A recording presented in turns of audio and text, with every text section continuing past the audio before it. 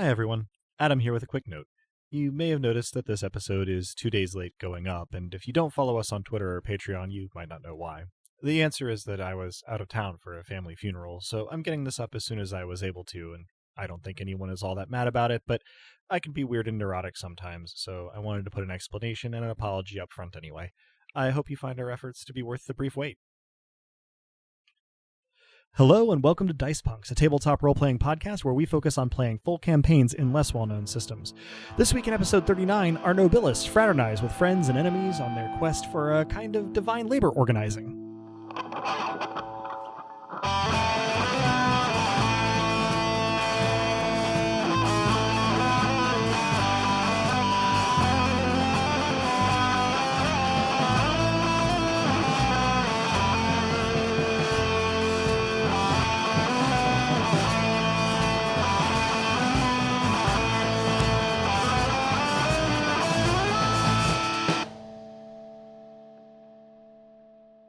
Hello and welcome. I'm Adam, your friendly neighborhood game master, and joining me are... Hi, I'm Drew, and I'll be playing Leorian Cathar, Viscount of Tempo, Kinetic Ludist, Ballistic Lurist. Hi, I'm Robin, and I'll be playing the Malevolent Mavia, Furious Queen, Baronet of Darkness, and the lovely Lissa, Servant to the Forge. I'm just seeing how long I can take introducing my character. And I'm Romnet. I love the idea that Robin will accrete titles like some sort of Plantagenet royalty while Romnet keeps getting shorter and shorter. I was going to offer up some manner of thing about, like, being in charge of murder, but, like, trying to not see every problem as a nail. We'll see how that goes, I suppose. But thank you. Couple of things. Hopefully you are noticing an increase in the overall audio quality, particularly on Dez's track. I bring this up because I want to thank our patrons. They have bought some new equipment for us, and we're hoping that it makes a difference. So thank you to all of our patrons on Patreon. If you are interested in checking out what we've got, that is patreon.com/dicepunks. There are a couple of tiers. You can get access to a patrons-only Discord, as well as our Dice Peaks after show. We put the episode 0 Dice Peaks up in the public feed so you could see what kind of thing it was. But we have Dice Peaks for all the episodes. If you want to come and check them out, that's on our Patreon. If you don't want to, that's fine too. But we wanted to just kind of put it out there, and especially to thank our patrons for buying us equipment so that thank you very specifically. This will not only allow me to sound better, but also annoy Adam less with the incessant clicking. It's all good. This is what the Patreon is for making everything slowly better over time. So just wanted to throw that thanks out there, do a little bit of a pitch. First off, we have Romnet's XP roll for Mortal XP. God, where are my dice? It's been a hot sec. Blow the cobwebs off those. No, actually, before my birthday, my roommates got me a dice tray for my desk. Oh, that is beautiful. Handsome. That is this lovely, like, a scaly cast dragon curled up upon itself around the area where you put the dice. Yeah, listeners could not see that, but if we think about it later on, I'll try to maybe tweet it from the Dice Punks Twitter if we have an image of it, because it is kingly. Tis. Very much so. It is super cute. I do love those cats that breathe fire. Indeed. Pretty cool cat. Indeed. Among my favorite kinds of cat, yeah. They're a bit destructive to keep, though. That's right. Not quite. And very difficult to letter train in my experience. 3 10s. All right, well, I dare say that gets you your mortal experience point. Yes. Yes, it does. I suppose we'll have this one glow with a limning of silver light, as is only appropriate. Otherwise, do we have any character stat growth coming up? Yes. Do tell. Okay, so I have 2 divine experience points, and so I only need 1 point to raise a secondary domain by a point or level, but I can't raise it higher than my primary domain. Correct. So can I split those two and put one on darkness to raise it to 2 and make lesser divinations accessible to my character? And then one on the forge. Because Perfect. Lissa would be upset otherwise. Absolutely you can. Which takes you to, I believe, Viscountess in darkness for Mavia and Baron or Baroness in Forge for Lissa. Excellent. Anything else character growth wise from anybody? Nothing from me this week. I think at this point I'm actually going to be saving up for Sense. Oh, excellent. Just because Sense 5 seems like a hell of a milestone.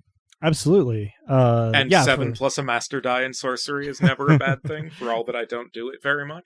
That said, when you have done it, it seems to have been relatively useful. Absolutely. And certainly significant in terms of narrative and character.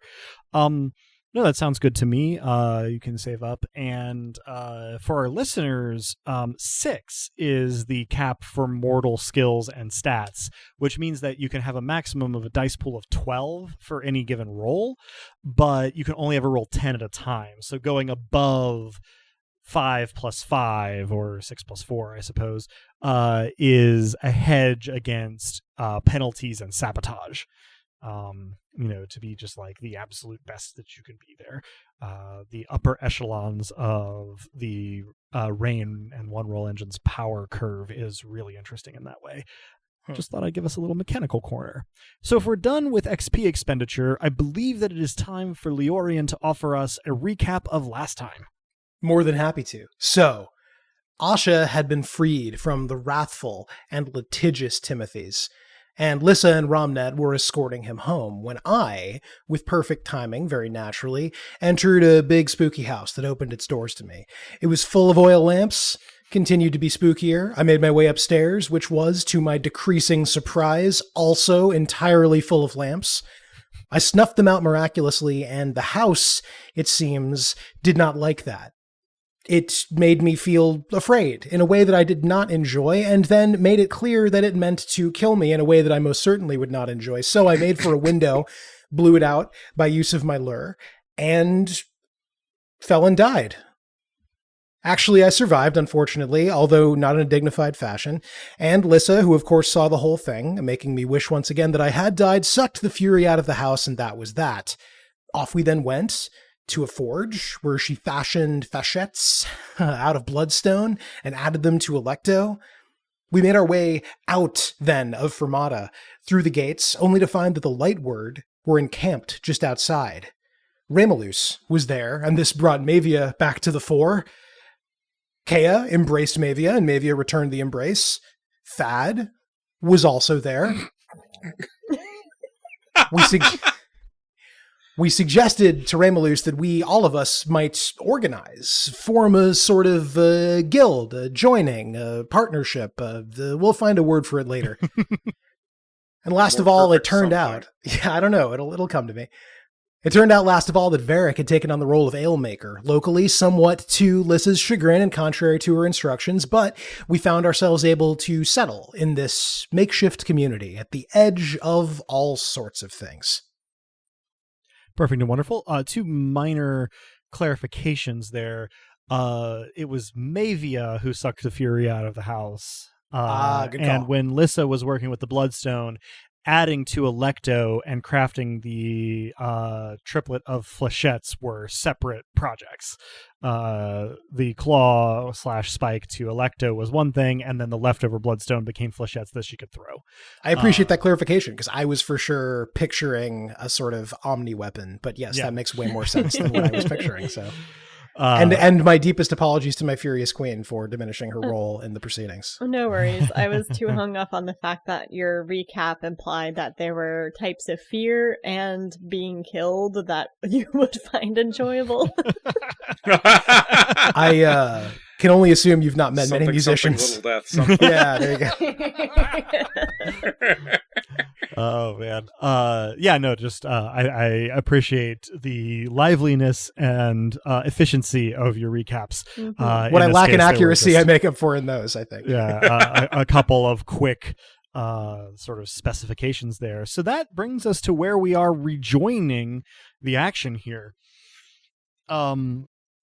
What had been the inn in the little 4-gate town outside of this particular gate of Semerin, back before it was Fermata, was sort of hermit crabbed into, like much of the rest of the village, by the Lightward, and you have been led there to sort of take your rest, as it were,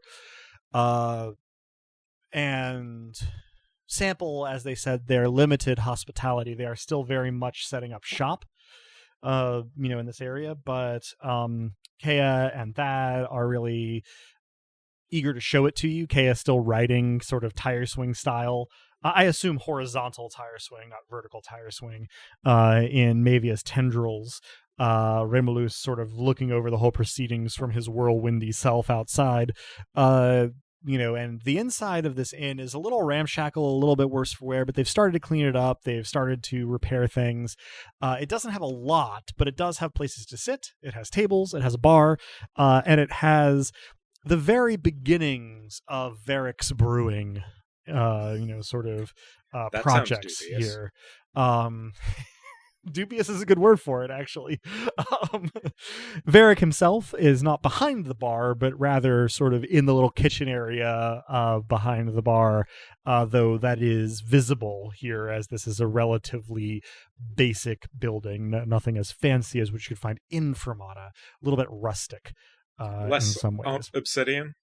Certainly less obsidian. This is almost entirely a type of cypress. The construction, both the building and the furniture. I like the implication one can attribute to that obsidian is a type of tree.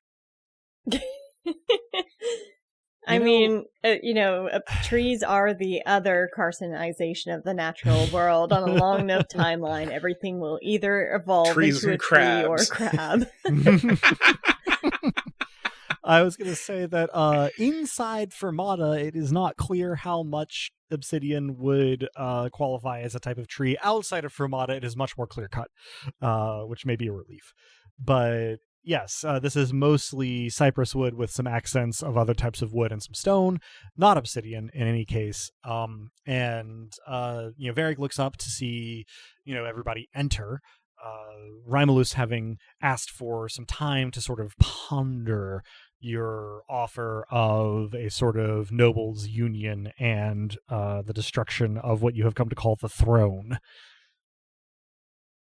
So yeah, Thad enters, pointing out like, oh yeah, like the chairs are over here. This is the bar. We've already cleaned everything up, and Varric's back here making some. He's just kind of giving you the tour, as unnecessary as it is. Kea, for her part, is more or less quiet, just kind of like reclining amid Mavia's tendrils. Has Varric seen Mavia yet? No, it's not clear what he's doing in the kitchen, but he seems to be looking through something. He has not noticed anything. It should be said, even outside of Fermata, his mossy aspect persists. This is true of those of the Lightward who sort of found their fear of the dark late enough to change. All of the changes have persisted, even having left Fermata. This is a very strange question, but he's still recognizable as Varric to me, I assume. Oh, for sure. In as much as Mavia can recognize Varric, I don't know exactly where on the timeline of Lissa's biography the current Mavia sort of like is focused.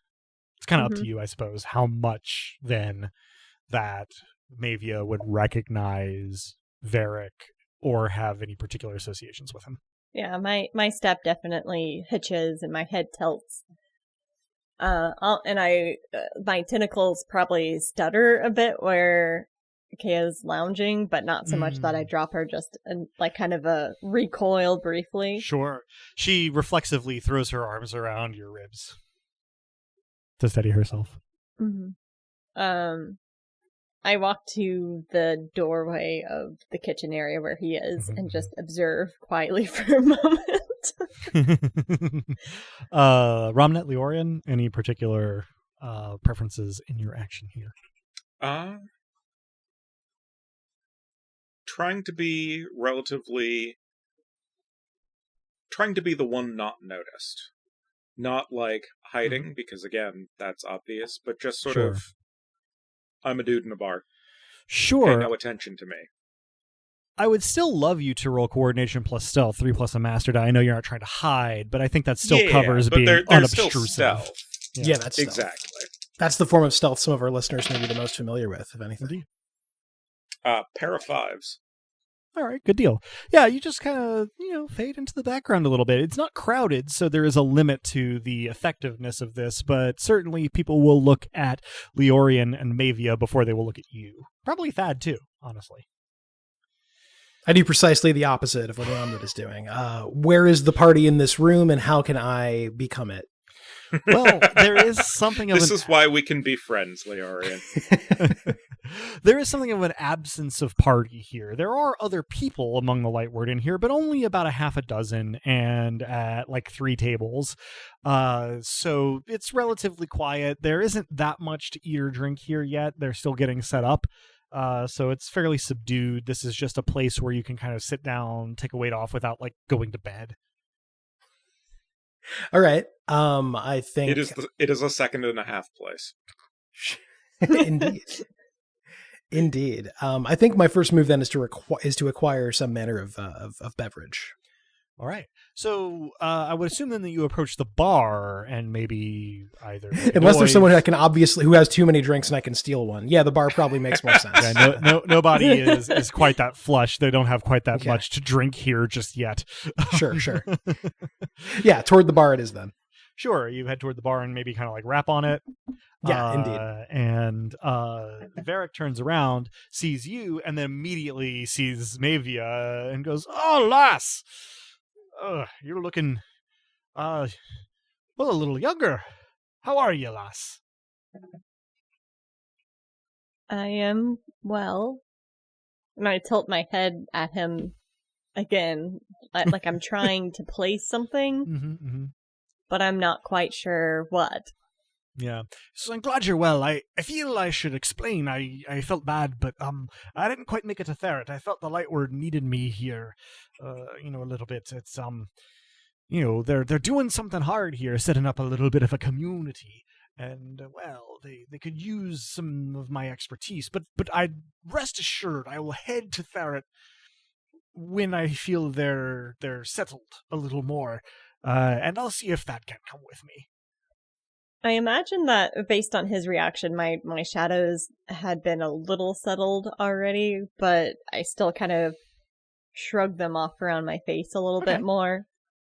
Yeah, I think we had established last time that your shadows were less chaotic post, sort of, I guess you could call it ennoblement of Mavia, as well as the sort of,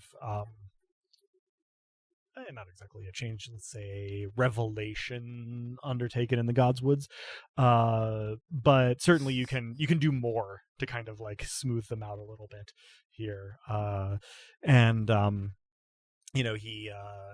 he seems to have a little bit of that Fermotten thing going on where they don't always perceive Lissa and Mavia as separate.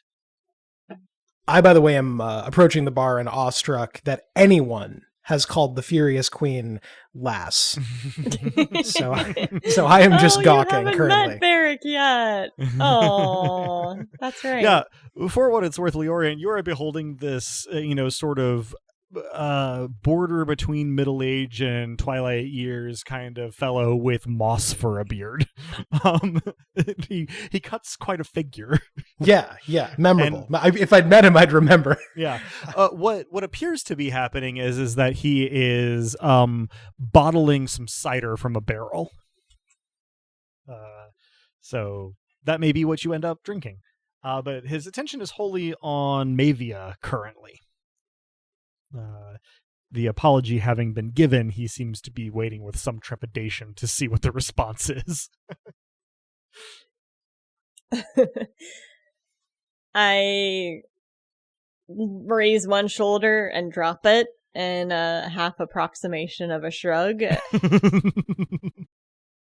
and instead intone,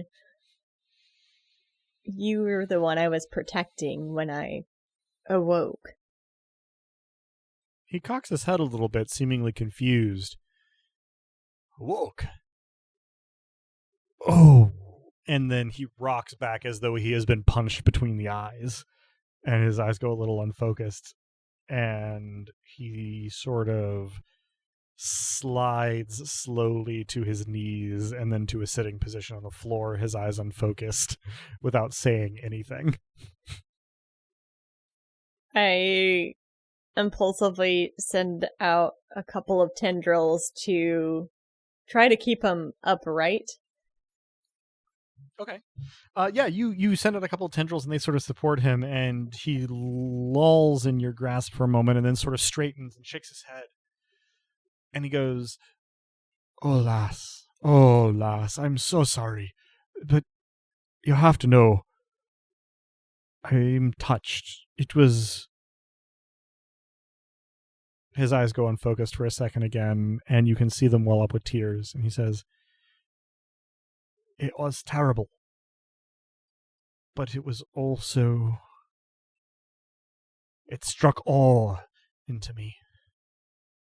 And I would never hold it against you.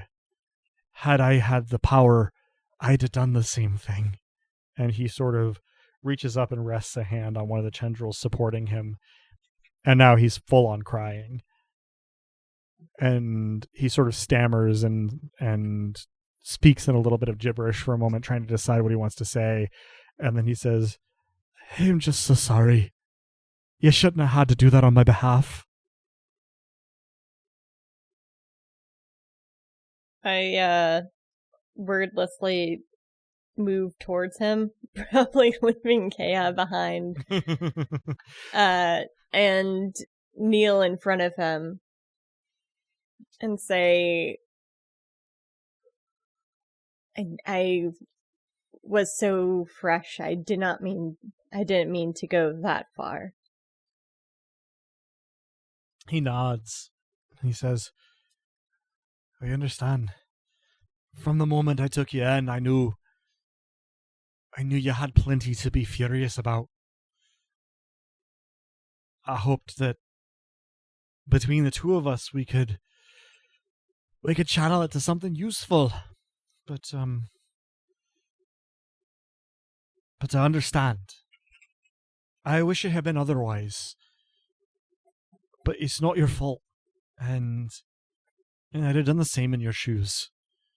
And he squeezes the tendril in kind of a reassuring way and keeps eye contact with you while he says it, while he continues to cry. At this point, Maeve is also crying. And I pull him tight in a hug, still on my knees, still keeping my body language intentionally smaller than his own. Mm-hmm.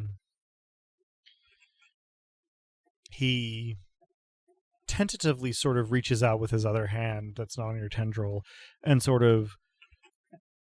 I mean, I always picture Mavia with sort of like an indeterminate, almost JoJo's Bizarre Adventure-esque, like, blending of hair and shadow on top of her head. Medusa-esque.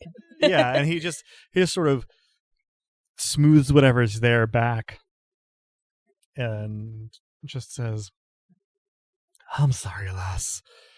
I'm sorry. And then just kind of like rests his hands on the tendril and on your head respectively and sort of closes his eyes for a moment. She kept me locked away, repressed for so long, except for when she couldn't help it. I just wanted to help. That's all I've ever wanted. I didn't want anyone else to swallow their fury the way I had my whole life. I know, lass. I know. And he sort of like, doesn't like push away, but like sort of extends to arm length so that you can like look at each other. And he says, I'll be honest. There's been destruction, there's been loss, but I think you've been good for her. And I think you can be good for each other. I don't know if I'm making any sense. I'm just an old man, but I saw something in you. And I think you've shown that I was right. You kept so much contained. It's not healthy. And it's only because a supernatural meddling that it ever got so dire. I think he swallows, just, I don't know if it came through on the microphone, but I tried to do it. And he sort of puts one hand on sort of either side of your face, sort of lightly resting them on your cheekbones, and says, as long as you're learning from it, we can chalk it up as misfortune, and you don't need to dwell. Neither of you do, if that makes sense. You can only make, well, cards. You can only play the hand you're dealt. And if it hadn't been for all of this, and he just gestures broadly at the world, I don't think it'd have been so dire.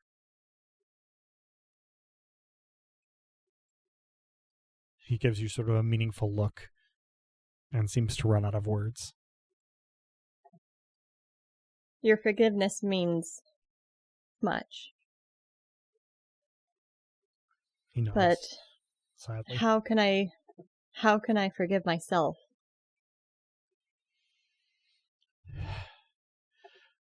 I don't think I can answer that, but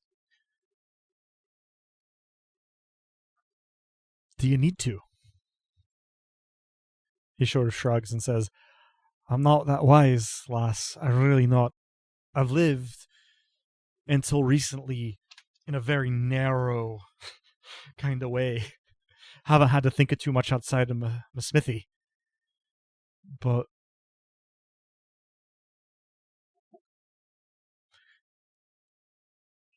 maybe you don't have to forgive anything. Maybe you can just... You can accept that something was bad, but realize that you can't change it and move on.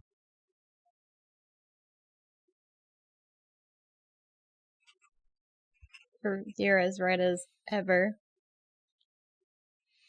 It's just the smithy. If you're falling a piece of metalwork, and you just gotta do what you can with it, right? Yeah, I can. You taught me that I can solder just about anything back together. It'll never be as whole as it was, but there's nothing you could do about it at a certain point, right? And there's some beauty in the cracks.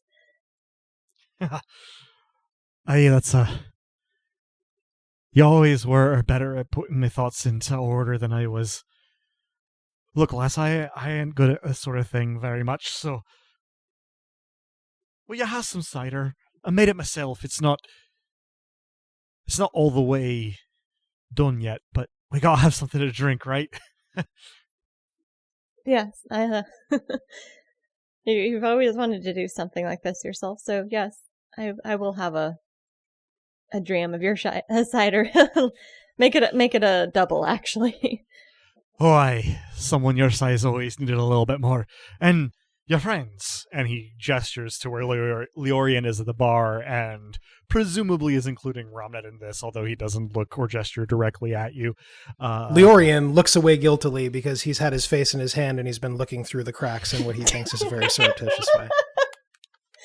Yay. Being unsubtle in a way that Romnet is not. Well, you know, as we like to say, subtlety is for cowards. Yes, well, this is somewhat accurate of Romnet. Much to unpack, yeah. So he sort of wipes his face with his sleeve a little bit and pats both of Mavia's shoulders.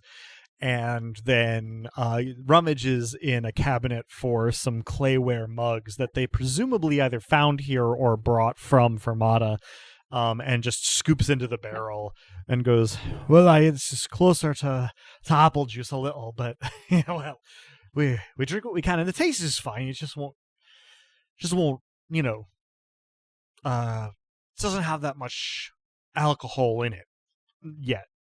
And he hands a mug to Lissa and then walks over to the bar to put one in front of Leorian and then sort of glances at Romnet and says, will you be wanting some cider, Prophet?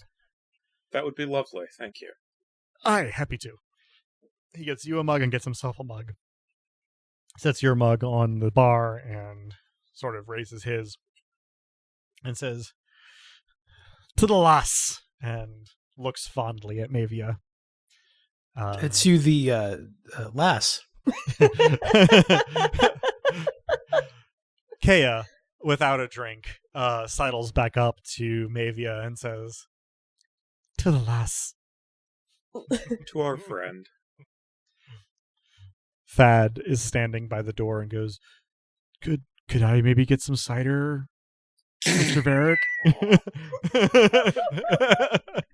And Varric takes a pull of his cider and goes, aye, of course, lad. And goes and gets Thad some cider.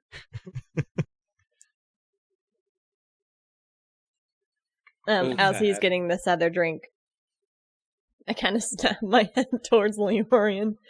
Not intimidatingly, that's just the only way I know how to move around with thinly reined in aggression. Sure. But I lean in and say, this is Varric. He is essentially my dad. Oh, well, a pleasure and an honor to meet him, then. I didn't mean to intrude on that moment, nor this one for that matter. To him, to you. I hoist my glass and say to Varric before taking a taste. Yeah, he's coming back at that time and goes, no need for that, lass, but he looks pleased.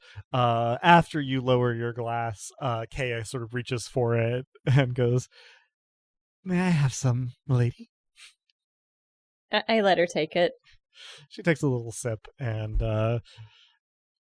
it would be an overstatement to say that she bats her eyes at you, but she sort of looks up at you in a fond way. The corner of my mouth quirks upwards. And it's an expression that doesn't quite fully look like my own. Sure. But somehow still is. Thad sidles over to the bar next to Romnet and just sort of like bobs his head like this is all exactly the vibe that he's looking for. So for my sins, Adam. So, you guys have arrived, if I remember correctly from last episode, in town around like late morning. It's probably around lunchtime now. I'll rule that Varric can break out some just basic vittles for you. But you have an afternoon, an evening, a night, and the beginning of a morning, you know, that Remulus has offered you. I want to sort of see if we can't time-lapse that a little bit I mean, if you want to do anything in particular, or if you want to try to leave before then, that's all good and well. But we probably don't need to do it like beat for beat. So, broad strokes, what are we generally doing with our time? Let's start with Romnet. Point of order question, Adam. Sure. Was Thad starting to flirt with me? Interesting. You know what? I'm actually going to roll. I'm going to give Thad a roll to see if he was sufficiently intimidated by Mavia to break his tunnel vision on Lissa. Much depends on this roll. Please, rather literally. I live to serve, milady. I'm going to roll yes. He was sort of timidly for him, which may be sort of like middle of the road for any other person, starting to flirt with you. Let the listener be aware that Robin is doing an end zone dance.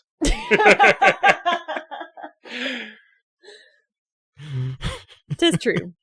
Tis true. What would I roll, Adam? Yes.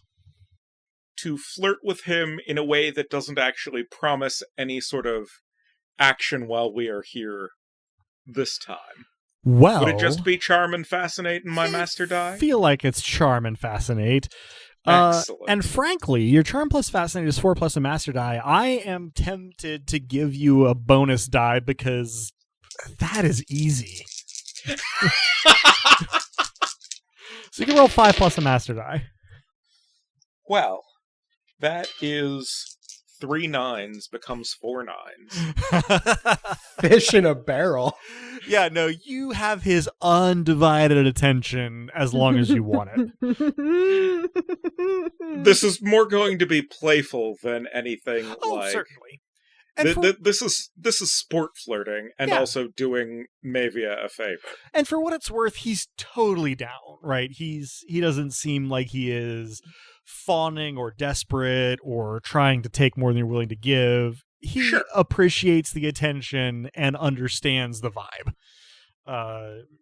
For all that he is a little clueless to Lissa's sort of disdain for him, the disdain is mostly out of character. Disinterest is Lissa. That. Yeah, okay, that's a better word. Thank you for supplying it. Yeah, for all that he is a little bit oblivious to Lissa's disinterest in him, it's not like he doesn't ever flirt or just do sort of, casual kind of, what am I talking about? The word romantic overtures, of course, toward people. And, you get the feeling that previously he was a little intimidated by your stature as prophet, but encountering you in a new context alongside Mavia and Leorian, he's a little more receptive and he's having fun and you're having fun. And you don't feel like there's a mismatch there. Also, it's kind of entertaining how, like, he might have been intimidated given my reputation prior to Dosk. Right. A good point. All right, so that's Romnet. Anything in particular that our other two are getting up to? I lavish Varric with heaps of praise. I tell him that it's an honor, a pleasure, and this cider, I would not believe that it was not complete. So flavorsome and so libacious is the libation. Now, how much are you embellishing here? Extravagantly. Cool. I'd like a charm plus lie. Sure. 2 dice. I think we've established the cider is merely okay. So, I mean, I am lying. Okay. So 2 dice it is. Leorian, not the best liar. Here we go. Great performer. Not great lying. Shockingly, no matches. High 6. So I'm floored. Varric looks a little bit sort of contemplative and distant, but he seems to appreciate your efforts. Sure. And we've learned a valuable lesson about Varric keeping it real. Mavia, anything in particular you're doing with your evening? On one hand, I am definitely going to bring Varric to speed with regards to the entire situation of Raymulus.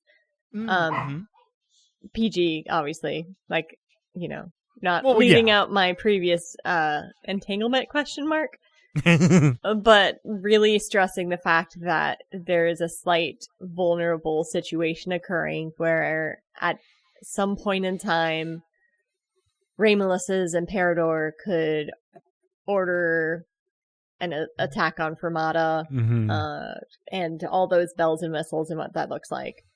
Right. The evening passes, the afternoon passes, and then the evening passes, and relative... yes? I had one more thing that maybe I was going to take care of. Sorry. Go ahead. Is there any point at which Mavia and Leorian would be mostly alone-ish? Yeah, we can arrange one. There's plenty of time, sure. Okay.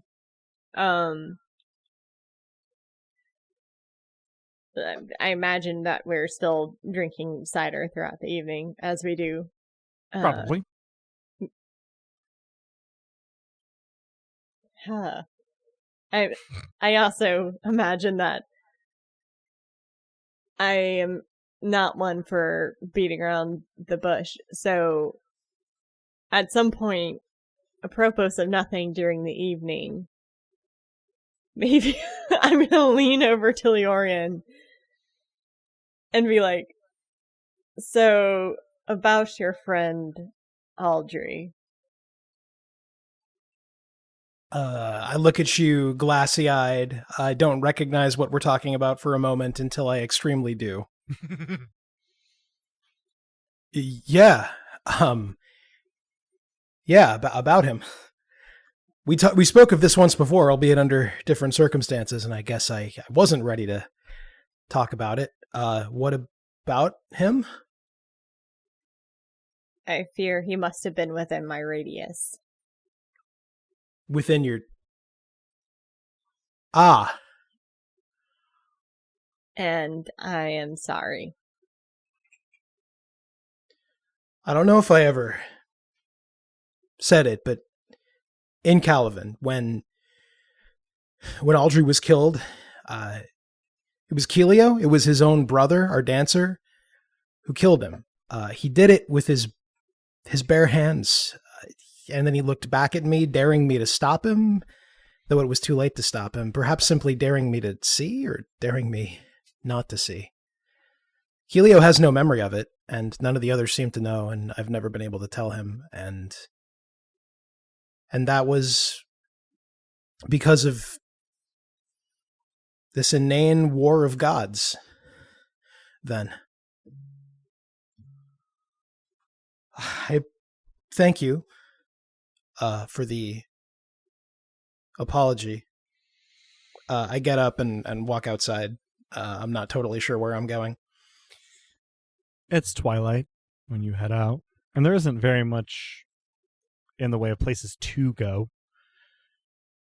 It's pretty much a main thoroughfare that is sometimes land and sometimes planking, leading to what you assume will be a ferry stop somewhere along the river. I just sort of keep walking, and I look at the broken drum, which I carry with me at all times, which belonged to Aldry. Yeah. And, no, yeah. I was going to say, you eventually, in contemplation, come to where there would have been, there's a pier where there would have been a ferry, stopping to take people up and down the river, mostly up the river from here. And you can go no further. By that time, it's full night. And very dark under the canopy of trees.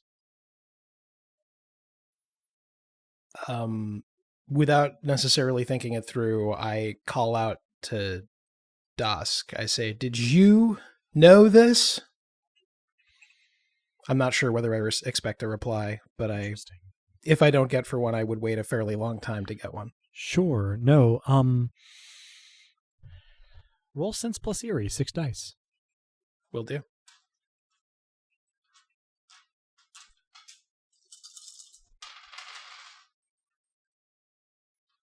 That is 2 9s. 2 9s.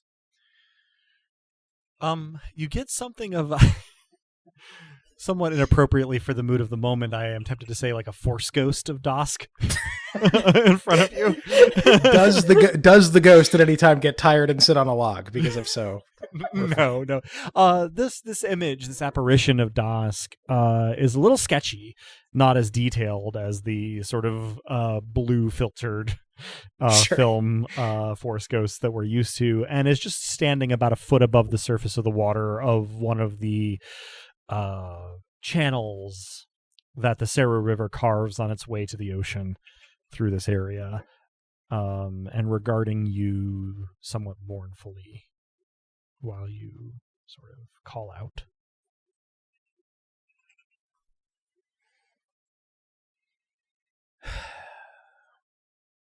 Is everything pitiable? Everything regrettable because of this rivalry of forces?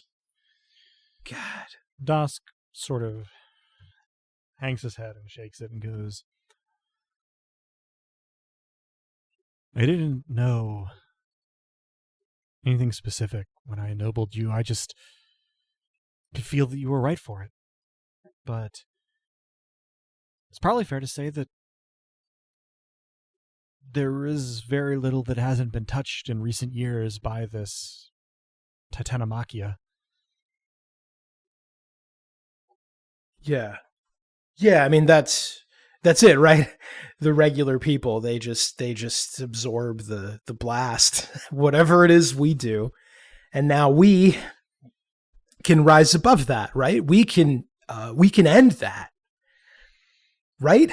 He shrugs one shoulder and slowly raises his head to look at you directly and says, I hope so. I've only been a god for a little while, so I don't know what those who have done this for eons feel like, but I can still remember being mortal. I can put myself in their shoes. It takes a little effort now, the longer that I'm disembodied. But, I can still get there. Some of them were never mortal, though, and I think it shows. I think it shows. All right. All right. All right. The Furious Queen, I mean, she's a storm, and I knew that the rain fell on the just and the unjust alike at times. I think I just didn't realize how close I'd been to the result. And would you blame a specific rain cloud for the flood that drowned your friend? That'd be foolish. Dusk nods sadly and says, we play the hands we're dealt, I guess, and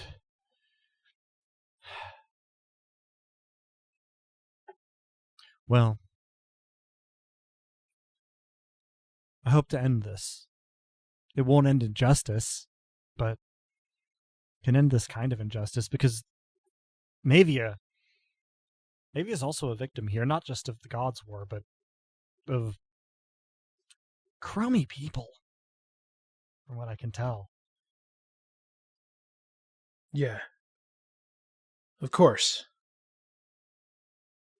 But, this game of pass it on with pain, I can't stop it myself, but I can at least, hopefully, I can plug up a particular vector, Yeah. It's just a larger scale version, really, of, I mean, the most heroic thing a mortal can do, I've always thought, is not pass along whatever pain they've been handed. Just refuse. Just have it stop with you. We have more power, and so we need to do more of that. I should go talk to her. Thank you. My most exalted nothing. Dosk. Thank you. Yeah, it means a lot. Yeah, the titles don't matter. It just, and the apparition sort of strides forward a foot above the water and lays a hand on your shoulder and says, I'm not going to lie to you. I have no idea what I'm doing now. I definitely didn't when I was first ennobled. But I don't think it was a mistake that you're my nobilis. Yeah, I don't either. So, I'll try not to screw up too bad.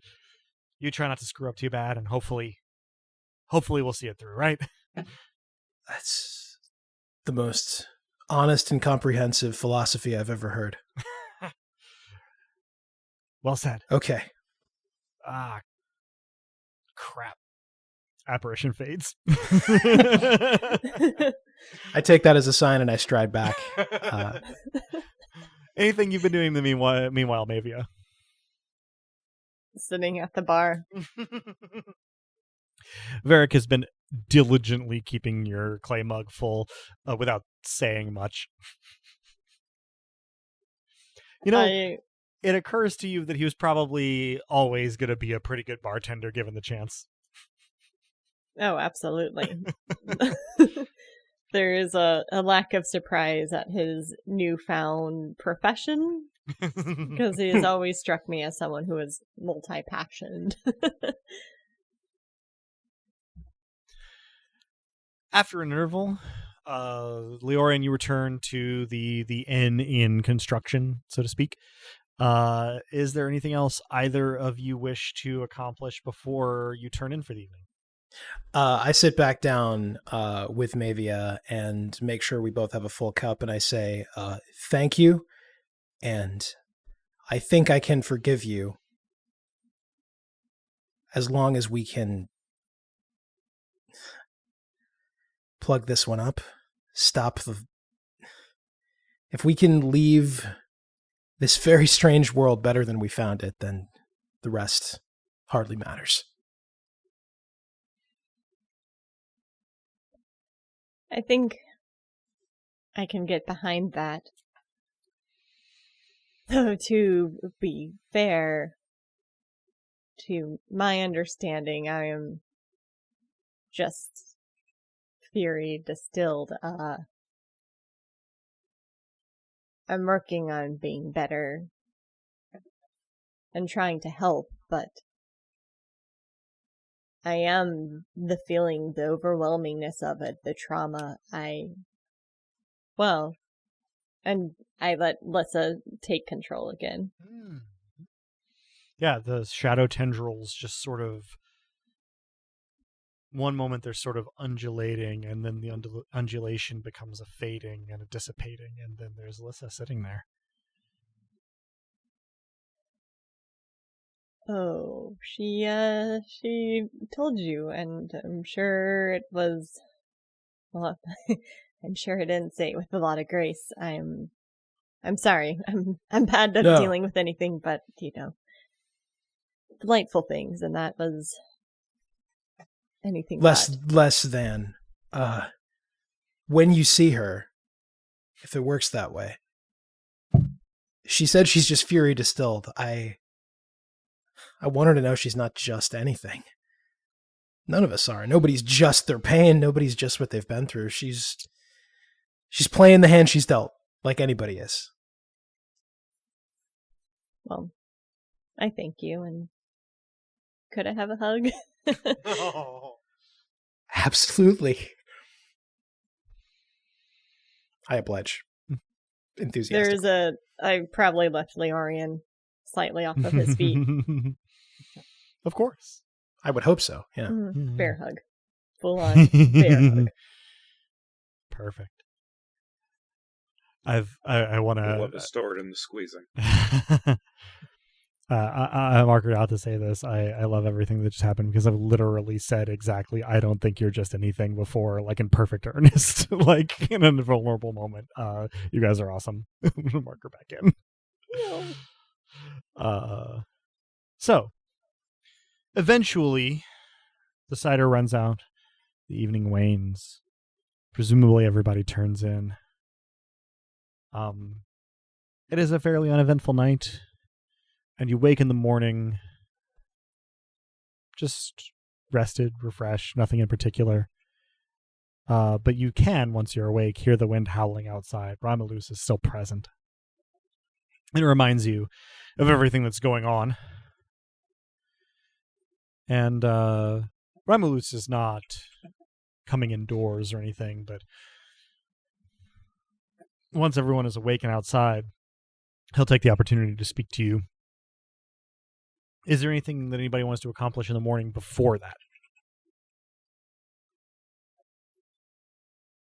No is an okay answer. All right. I not for the first time and probably not for the last time. I take a little extra time to arrange myself because I've probably been crying a little. Mhm. Mostly happy tears. Sure. It probably takes me a little longer too for similar reasons, and there's a added furtiveness with how I address everyone the next morning. Certainly. And Romnet is studiously going, yes. People dealt with emotional things. Cool.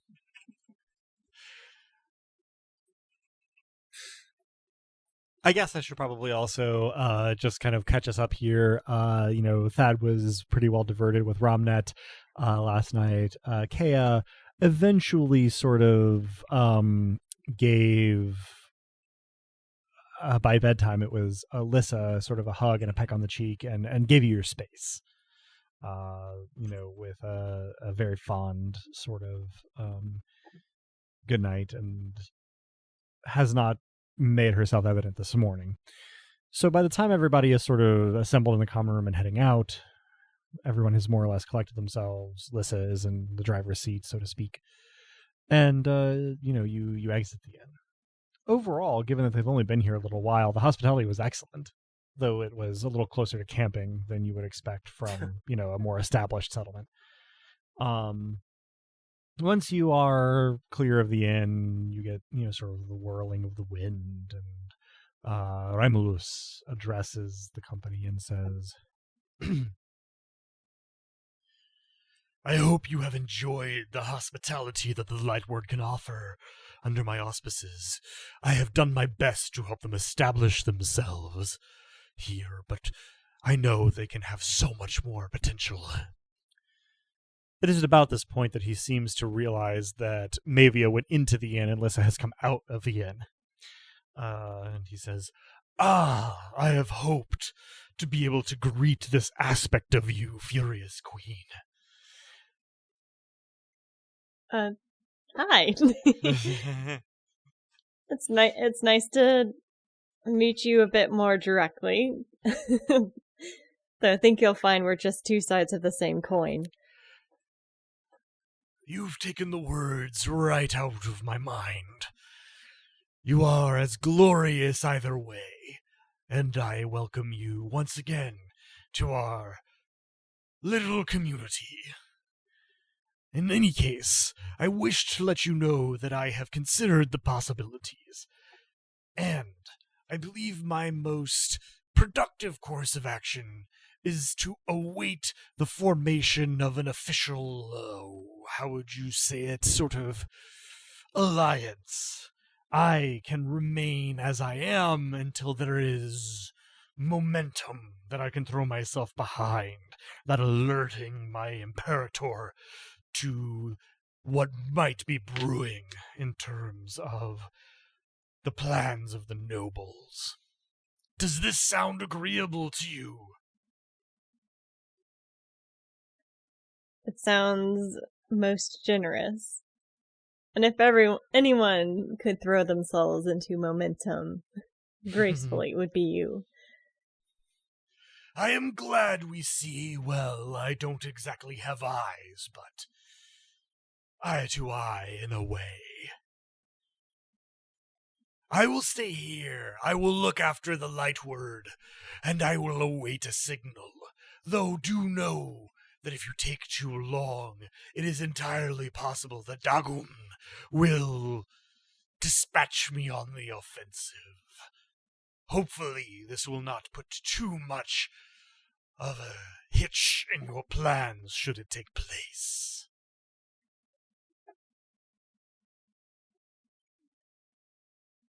How should we contact you once we obtain that momentum and What degree of momentum are you hoping for? Well, if you can have a coalition of nobilis that could, together, potentially overpower a single imperator, I believe that should be enough to, at the very least, intimidate mine. Exactly what threshold that represents, well, it is guesswork, is it not? I think As for contacting me, you must only undertake a voyage and then reach out. I think both are manageable. We may even have an Imperator as an ally. Most excellent. I await your signal then. Furious Queen. And friends. I give a deep blush. bow. So it seems like you have what amounts to a commitment from Rebelus to sort of jump in when the moment is right. As long as the moment is right, fairly soon. Indeed, yeah. There is a little bit of time pressure there. On this, I wouldn't worry. Yeah, So, we do seem to be doing the fourth act rising action. that seems like it concludes most of your business here. Whence go you all? My vote is Boar. Yeah, I think 100%. that sounds good. Do we know how to enter it without like reliably? I don't think you've really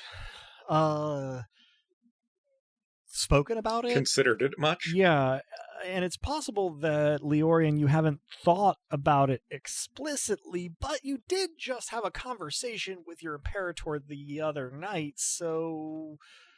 Last night, in presumably- fact? Well, yeah, last night. Last night's another night. Yeah. Yeah. Uh, I tend to treat that phrase as inclusive of anything from the previous night okay. to about 4 nights back. That's reasonable. Okay. But, I said it at 1 to several. yeah. In any case, maybe if you tried. Yeah. The very first thing I try is to just take us to Boar. I simply think that very strongly. Interesting. I'm going to make you roll, but for fun. Yeah. Give me a sense. For Adam's fun, anyway. Well, Yeah, sure. Not my fun. That's clear. It might be your fun too. Hang on. Sense plus empathy, 6 dice. Okay. That is 2 8s. So you think this will work, but you have to be further away from things before it will. Thanks. Mhm. All right. I convey this information. I think we need to find a thingless place. Certainly farther from the influence of other imperators would make sense, and maybe just prying eyes. Yeah, so you all head out of this little 4-gate Lightward community away from Fermata towards the Delta. There is a path here. It's likely that there were villages out here once upon a time, if not big ones, and you follow it until you reach what, Leorian, you feel is an anonymous enough area. No particularly remarkable trees or sort of configurations of land and water, just an anonymous stretch of, well, what is probably the Cyan Mere still, but is starting to progress, into Okay. the Delta itself. And then you try again, and sure enough, Let the record show I repeat the thought, but I do it more fervently in a way that our listeners would recognize as like the third time Gandalf says, "You shall not pass." Beautiful. I'm trying to imagine that line delivered with the exact same intensity and body language, but in Leorian's slightly more like, I don't know if it's technically like a California sound, but No, like it is. vaguer, sort of dialect than Gandalf gives. In any case, it works. You feel the moment of stretching and reaching, and then you feel the connection with your Imperator, and then you feel it broaden, and nothing encompass you and your friends.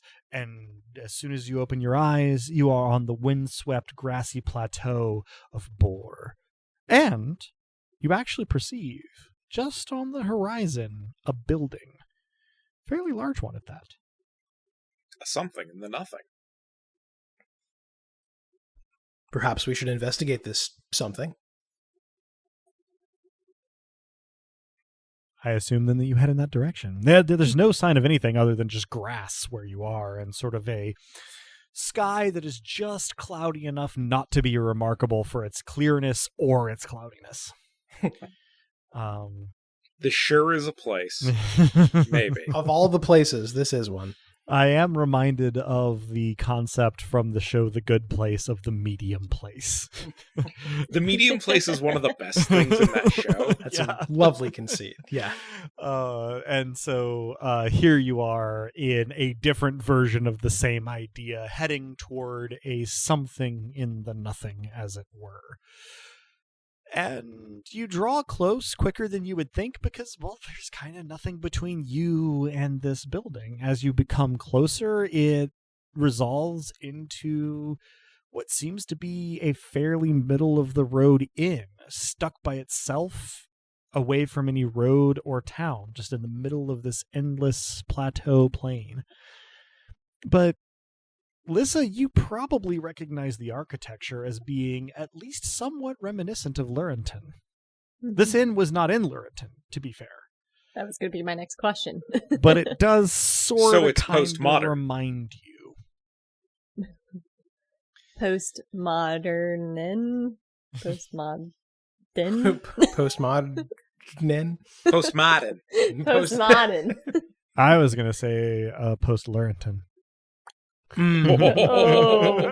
Too soon, man. Still too soon. As you draw close, you see that there is light in the common room, and that there are no particular signs of activity outside of the inn. Who enters first? Romnet. Romnet volunteers. Those goes. Romnet, you walk in, and this is a common room like dozens of others that you have seen in your life. It is so nondescript as to be painful, but what draws your attention immediately, even before everyone else has entered immediately on your heels, is that the innkeeper, bartender, and only other person in the common room is familiar to you. Somewhat to your surprise, you recognize that the bartender is Urian, Rowena's husband. He looks up when you enter, and his mouth opens just in time for Leorian and Lissa to enter.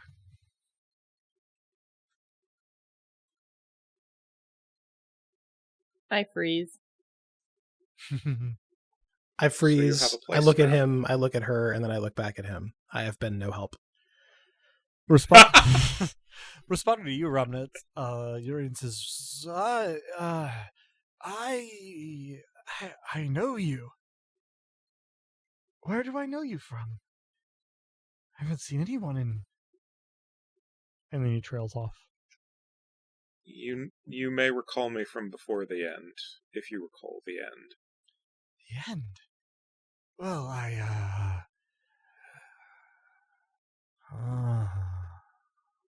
his eyes sort of unfocus. Your name is Urian. You were married. Are married to my sister. Oh, I am married, yes. Rowena, darling, we have guests. And you hear footsteps on the stairs. Urian turns towards you, Lissa, and says, "That's right, sister-in-law. Oh, welcome, Lissa. It's been... How long has it been?" And he goes a little vague again. As Rowena comes down the stairs, she's dressed like an innkeeper's wife. She's wearing an apron, trousers, a tunic.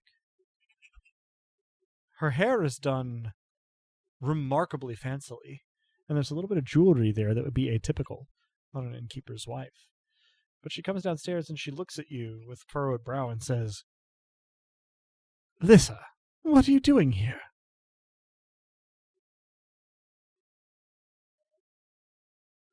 Hi. Business meeting. You're wearing my necklace and also an apron.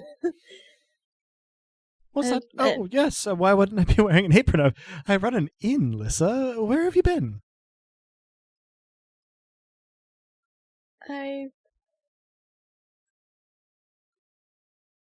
You don't remember Lurenton? Of course I do. I mean, we're there now, in a manner of speaking. It's just... She goes a little vague and looks into the middle distance and sort of squints and goes, "It's just further apart than it was." It's gone. Well, that's nonsense. If Lurenton was gone, And I think why you am I both here? died. They look at each other and then look at you with concern on their faces, and Urian says, "Perhaps you could use a drink." I will just look up, sort of to a point about 1.5 feet below the ceiling. Dusk, what the hell have you done? There is no immediate response.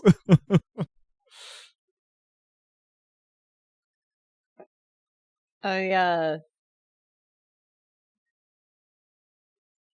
forget myself and I hug Rowena. She goes a little stiff in your arms and then uncertainly and cautiously hugs you back and says, "Well, there. I'm sure it's fine.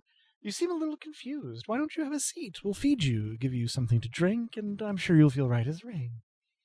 You're being nice. Are you like, I start like looking her over, expecting to find some like head wound or something. Where did they put the device? She's looking at you back in turn with a little bit of consternation and confusion, but she says, "Well, I know we've had our disagreements in the past, but..." And then she sort of trails off and says, "Time escapes me a little bit, but I make an honest trade now as an innkeeper. I thought that you would appreciate that." Do you scrub dishes too and wipe down countertops yourself? And She chuckles and says, "Well, certainly not. Urian does that." I suppose he would. At least some things aren't. Some things haven't changed. I'm going to reach out for whatever connection I felt to her as my anchor and see if it's still solid. So interestingly, it's still there. It's sort of like it's sort of like when there's a storm and like a bunch of vegetation falls into a drainage ditch. Like it's still there, but it's like you have to push through some interference, to clear the way. For you, it's not hard, but it certainly wasn't there before. I'm also going to stare at them with the sight and see if I detect anything from... Interesting. They don't seem like they have been altered or diminished. Let me see. I'm going to have you roll, actually. Do they respond in any way to my outburst? I'm not sure that I caught it. What was your outburst?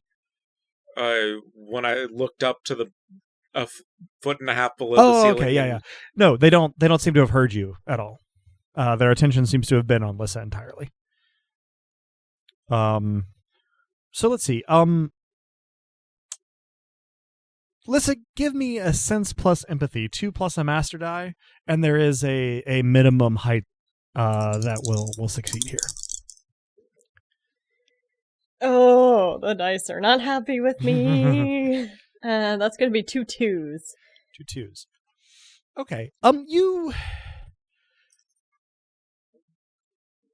I It's- may. Well, no, I have to. No, Lady Luck doesn't help here because I did have a success, but it was not technically a success because it was a master die. How does that work? No, this is going to be off limits to Lady Luck because you did get a match. Okay. But what I will say is that you looking at them through the sight is a little bit like looking at them through a Vaseline covered lens. Like there's a little bit of indistinctness there. They don't seem changed, just maybe muddled a little bit. Like they're having trouble organizing their thoughts. I'm gonna do something in character, and I'm not sure how this is gonna mechanically work. Okay. Hit me. I'm gonna ask Rowena a question in character that only Rowena would know. Okay. From our childhood. Mm-hmm. I can put the answer privately to you, and you can decide where to go from there. That sounds like a good solution to me. Go ahead. Okay. I'm trying to figure out how to formulate the question because I was not prepared for this. Rowena, remember that horrible fight we had at Mima's birthday celebration? What did I find that you told you would keep secret, but didn't? She purses her lips, looking at you with a little bit of disapproval and maybe a soupçon of annoyance. And she says, well, I don't know why you brought snakes in the first place, but is there water under the bridge? I mean, I think it is. It's been so long, hasn't it? It has, I suppose. I sit down at the bar, visibly shaken. Literally shaking as well. Urian slides a glass of something brown very gently towards you. But he doesn't say anything. I take a huge swig of it and then take a page out of Romnet's book. Look up at the ceiling and go, Dosk, where are you? No immediate response. Leorian, anything in particular you're doing? I first sort of whisper to Dosk, though no one would necessarily know this. No, really, what did you do? And then I sort of I think I wander over to the bar. I my default position with these two people is to support Lissa, but I'm used to being petty in doing so. So this stymies me too, albeit in a different way. Very fair. You saunter over to the bar and Urian asks, would you like anything to drink, sir?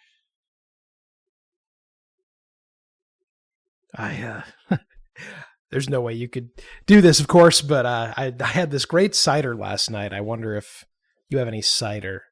Oh, certainly we do. What kind of inn would we be without cider? And goes over to a barrel and pours you some cider and brings it back to you.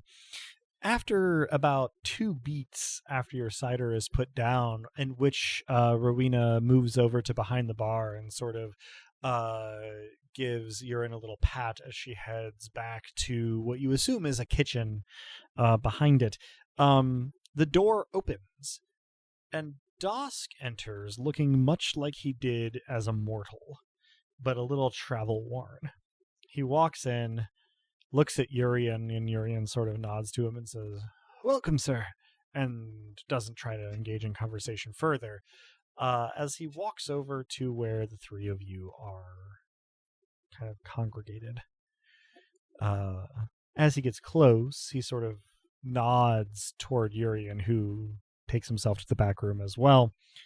And Dosk takes a seat next to Leorian, and I'm going to just rule that between Leorian and Lissa. And he sort of sighs and puts his hands flat on the bar and says, glad you could make it. So, they're here.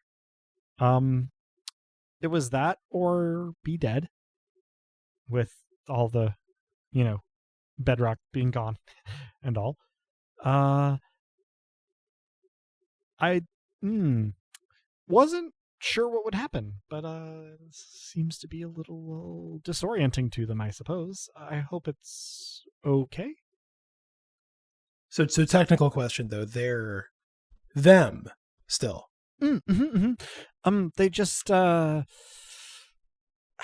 I think, kind of hard time accessing specific memories in sequence, and I'm not 100% sure why. I'm pretty new to this whole chancel thing. But they're dead. No. See. I was It takes right 100 deaths to make a chancel, and I had a little bit of a head start. And then some of the people who I couldn't save in Lurenton were the remainder, but everybody else, because Lurenton fell and wasn't going to be there anymore anyway, I just, when I scooped up Lurenton into Bor, they're here now. I can't really put them closer together. I guess that's kind of because of my portfolio, but they're here, just spread out a lot. I hope it's okay. Are they stuck here? Can they leave? I didn't even think about that. I think so, but I don't know exactly what it would take. I'll work on it, I guess. Sorry, I know it's probably not what you wanted to hear. I think I bit off a little more than I can chew with this whole chancel thing. I just really didn't want to get murdered. I support you not getting murdered. I was definitely looking at Romnet when he said that. Yeah, thanks. I feel like I'm not doing a super good job of this whole being a god thing, honestly. So, sorry.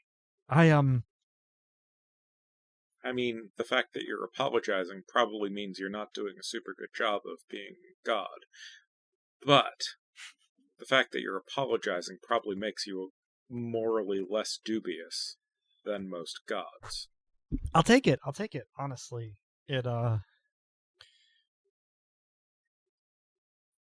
It's a weirdly hard job. You have a lot of power, but boy, your relationship to the mortal world is slippery as hell.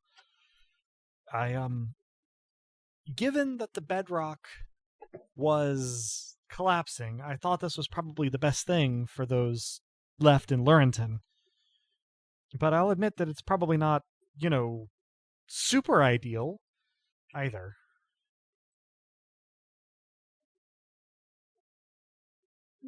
As long as they have autonomy. Well, yeah, I mean, I don't try to control them or anything. There's only so much they can do in the middle of literal nowhere, I guess. Hopefully, they keep, spacing out and remember everything, but they're nice. Rowena's nice. Yeah, you're telling me that she's choosing to be nice. That seems, remarkable. I don't know a time that she's ever chosen to be nice. Yeah, well, so, I think what's happening, right, is that her present requires a little bit of customer service, in her own mind, at least, and as she sorts through her past, she may get a little more, standoffish and resentful, because I don't think she's probably super, I don't think this is an aspiration for her, being an innkeeper's wife. And if she figures that out, she might be less happy with it. But it's all pretty new, so I think she's still kind of figuring things out. I mean, you've been in Fermata. You know how being cancelled affects some people, right? I look at Romnet. I will make pretty much the same sort of dubious head shake nod thing that I did in person. Because, what's a little bit of body modification within a chancel? Mhm. And, maybe let's not go to those lengths here. Oh, are you saying that out loud? No. Okay. Oh, Then I wish you did. Dusk will not respond directly then. Yeah, maybe, try to limit your influence over the citizenry, such as it were, Yeah, well, I certainly... of the place to, a bit less direct modification than your erstwhile boss did. Sure. No, I'm not intentionally doing anything, and I'm trying to figure out, kind of the best way to keep it, to be lightheaded. I Do think I'm not doing give an okay job. my sister gills. Oh well, no, I'm certainly that's not a danger. Here, I am not sure what might happen if I decided to, but I won't because I don't want that to happen. Hopefully, right, my hope is that if we can kind of bring this to the resolution we want, then everybody gets to go home, but until then, this is kind of the best I can do for them, and I hope that that's good enough. I hope you gave her sheets with a lot of thread count. Well, I mean, sort of. The thing around here, right, is that everything has to be minimally perceptible. So she's got sheets that. So she's literally sleeping on air? Well, not really, literally, but she's got sheets that will not register one way or the other. Right? Nothing. It's kind of the main thing I can do. This leads me to the least important question on offer. How does the cider taste? Like nothing? It tastes fine. So unremarkable. So a market improvement. Okay. Yeah, gotcha, so unremarkable that when you have to focus your attention on it to come to a conclusion. Okay. I nod as though I can confirm what he's saying about the sheets into my cider cup. Go ahead. How is Feywa and Toheel? Right. Well, that was the other thing I was going to say is that there's been some progress there. It appears, I guess this is kind of big news, but partway through the process of trying to free Toheel from Zalaban, is so that he could maybe join us. Zalaban seems to have died. Died? Yeah. Feywa reports that both Zalaban and Narim are no more. We're not sure exactly what happened, but in the immediate sense, it's helped us with Toheel. We were able to keep Toheel alive and keep Toheel's shard intact. And we should be able to wake him up any time now, though I am a little worried about what could have killed 2 Imperators in quick succession. You're something of an expert on the topic. Sealand, probably. Yeah, that was Feywa's thought too. I don't really know enough. Kind of. We had an audience with her. Oh, I guess it went well since you're all alive. And since we murdered one of hers. Oh, good job, I guess. I can't help. He had murdered our traveling companion. Oh. And was going to do the same to us. I guess I'm glad you were on the job then. With the murders. No court would convict us, even if there were some court that could convict us. And there seems to be no bad blood, as it were. I, at this point, extract the boon that we got from Celiand. And I don't necessarily mean to stop the conversation, but I place it on the bar in front of me. As soon as you remove it, Dosk's eyes sort of track it closely to where it rests on the bar, and after a beat, he says,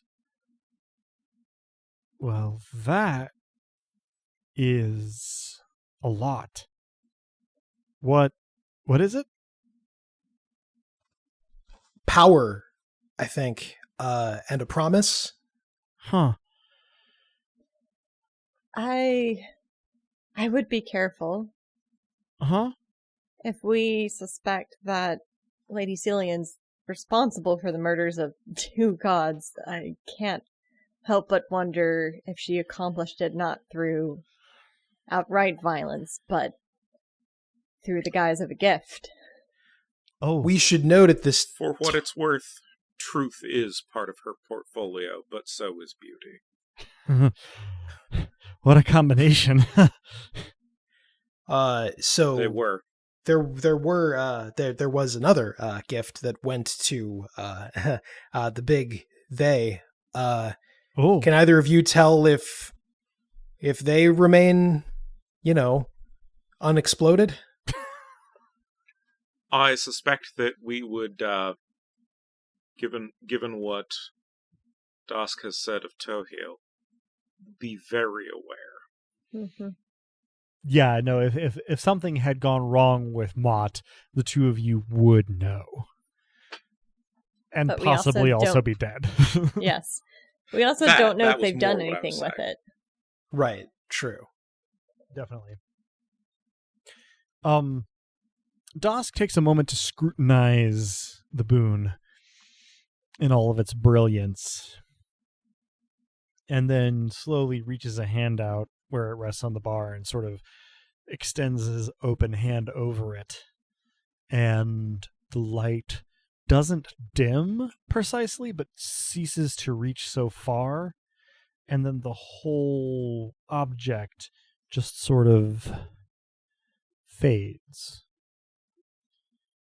And Dusk closes his hand and goes, "Cool. I was hoping that would work.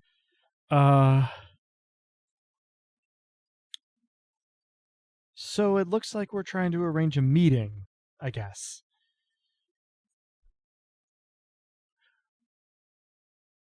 Do we want me to be at the same meeting as my old boss? Because that seems risky." Probably not. Okay. He's kind of awfully focused on murdering you. Honestly, I get it, but I hope not to be murdered. I would not sanction such a thing, however, my boss is uniquely qualified to override me. Right. No, that's a good point. So, what do you say we bid adieu to Rowena and Urian and go talk to Feywa for a second? She's still here. She's with Tohil. I would like to see them both. And I'm a little uncomfortable given there's not a good way of describing encountering a family that is acting abnormally. Right, yeah. I do apologize for that. I'm hoping they're kind of going to figure it out, but they haven't had much time yet. I'm sure she'll have words for me when she does figure it out, and I'm sure I will miss this this version of her, but animosity is kind of our thing. I know how that goes. I think that the best case scenario is that we get this all sorted out, and then she's returned to the mortal realm, much as she ever was, minus maybe one fancy house. She can build another. Have another built. Boy, remember how we said our family should never meet? Mm-hmm. Yeah. Little did we know they had already more than that. Oh, don't remind. Well, I say that, but I have more of a perspective there than Your I'd grandfather is like. doing as well as he can tolerate. Well, I guess that's better than the alternative. I'm not sure. I guess we'll find out. In any case, he reaches into one of the very many folds of his clothes and drops an absurd number of coins on the counter. And then looks at Lissa and says, I guess if you want to say any goodbyes for now, this is a good time, but I'll wait outside. I feel kind of guilty, if I'm honest. I just shake my head once and leave, head out with Dosk. Mm-hmm. How about the other two? I down the cider out of politeness and I follow. Mm-hmm. I will follow just slightly behind and to the left of Dosk. By the time the last of you has left the inn, neither Yuri nor Rowena have reappeared, and once you're outside, Dosk sort of turns and takes on something of the brilliance and glory of an imperator, though it is a sort of vacuum version of all of that, and makes a gesture that sort of blurs the landscape around you, and you find yourselves in a sort of sketch of a subterranean room where Toheel, not sketchy at all, is laid upon a somewhat sketchy stone plinth, with Fewa, not sketchy at all, standing next to him. Toheel is positioned as though for a funeral, but you can see him breathing. And Fewa looks up at your collective entrance and says, "Oh, welcome back. I think we may be ready to wake him. Your timing," and she looks at Leorian, "is perfect." He does that. I sort of nod nervously. I do. give him a I do thumbs do up. that. I return it. Dosk gives a somewhat impish grin and says, "You know, I gave that to him.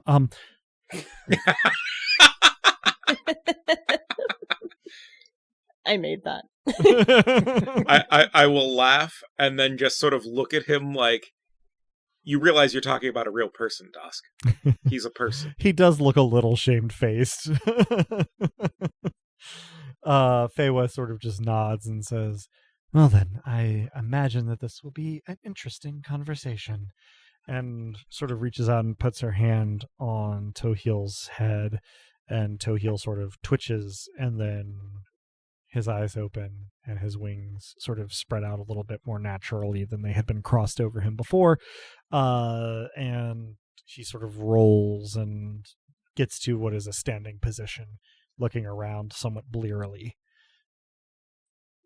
There is a brief interval of silence, should anyone wish to fill it before Toheel speaks. If not, welcome back. Toheel blinks, focuses on Romnet, and says, "Back, yes, well, where am I? And why can't I feel my imperator?" Respectively, nowhere but in a very official sense, and because your imperator is dead. Toheel blinks twice. Probably the most human gesture you've ever seen his physical body undertake. And then says, "To be clear, none of us here did it." "Who did?" We don't know, and are fully aware of how unconvincing that sounds. I suspect, and I believe separately Fewa suspects, that Celiand had a hand in things. Fewa gives a small nod, and Salban says, "Celiand." One of hers, whom we in turn ended, did for, and God, I'm forgetting his name. Thoralda? Their name. Thoralda, thank you. One of hers did for Thoralda before we did for him. "I see." And Toheel sort of looks around a little bit, taking in everything, and says, I suppose my next question is, if my Imperator is dead, and Tohil's gaze settles on Dosk, why am I alive? Dosk looks at Feywa. Feywa looks at Dosk and raises an eyebrow. Dosk sighs and says, well, you were mostly dead, but we sort of kept you alive here, and then when your Imperator kicked the bucket, it sort of cut you loose into our care. And honestly, not to put any pressure on you or anything, but we would love it if you would maybe sign up with one of us, looking over at Feywa. Now that you are Imperatorless, if you leave my chancel, you're probably going to just kind of dissolve. I don't know, but that's our best guess. And, if you wanted to sign on, it would add to our portfolio, whichever one of us you signed on with, and then you would be alive still, and we could try to end this whole stupid war. And he gives kind of a wan smile. To be clear, the end we're all seeking here is not so much any individual Imperator winning as destroying the object of the war.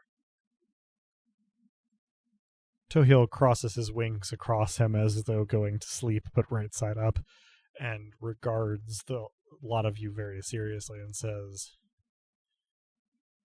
well, this is a lot to take in. I know it is, but for what it's worth, you're in good company. And I do a ghost miracle of the forge. The embers briefly dance around me. Tohil, as usual, does not give very human expressions, but you can watch his pupils dilate.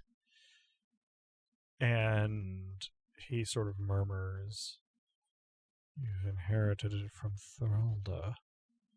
I inherited it from their murderer. I see. Well, it appears that events are moving rapidly. Without Salaban, I am a bit adrift. You say you have a plan for ending this war without a victor. Explain. Well, we have hopes, to be perfectly open about this. The point of the war is to create an overgod. Well, for the victor to declare themselves an overgod, by being in charge of everything and having all the shards and, Indeed. winning by dying last. That worked out swell for the last overgod. We went to the God's Wood and poked about in what likely were some memories, given that we metaphorically went into their skull, the remains of it. And their rage and despair, chiefly at being alone, was part of what drove their sundering. An interesting discovery. One that sheds light on the conflict. And since all of this is, to some degree, metaphorical, we're conceiving of the victory as, the object of the war as a throne. And our aim is to destroy the throne, so that there is nothing on which an overgod can sit. I assume you have a method for this destruction in mind, as you say it is highly immaterial. Isn't everything? I am murder. Oh. And sacrifice now. There's a beat, and then Toheel focuses in on you, Ramnet, and says, "Yes, you are, aren't you?" I apologize. Well, we can deal with that later, I suppose. Ramnet, would you give me one of your charm plus fascinates for your outlaw charm? That's going to be 4 plus a master die. Yep. So that is 3 5s becomes 3 7s. All right. As if simply, acknowledging the thing I did, but by means of the thing I am, is sufficient to gloss over it. Toheel regards you blankly for a long beat, and it's kind of typical, right? Because Toheel doesn't, as mellifluous and expressive as his voice is, his face and body language are that of a bat, for the most part. Oh, is he a bat? I hadn't realized. Yeah. Just call him Bruce. And so, he can give an extremely flat, blank stare better than any human ever has. And that's what you're on the receiving end of. And then his voice is, "Yes, I'm sure we will have plenty to discuss once the larger danger has passed. But in the meantime," he sort of turns to look at Dusk, turns to look at Feywa, and says, "I suppose I should choose my affiliation so that I can leave this place without immediately dissolving into the ether. Or do I have it wrong?" And Feywa sort of shakes her head while Dusk shrugs a shoulder and looks apologetic. Toheel sort of regards them both and says, "There's a certain poetry, I suppose, in coming to associate with one's age-old enemy." And he sort of inclines his head toward Feywa and says, "Milady, if you will have me, I think it only fitting that the deep earth join you." His tone is extremely dry. Feywa says, "Of course.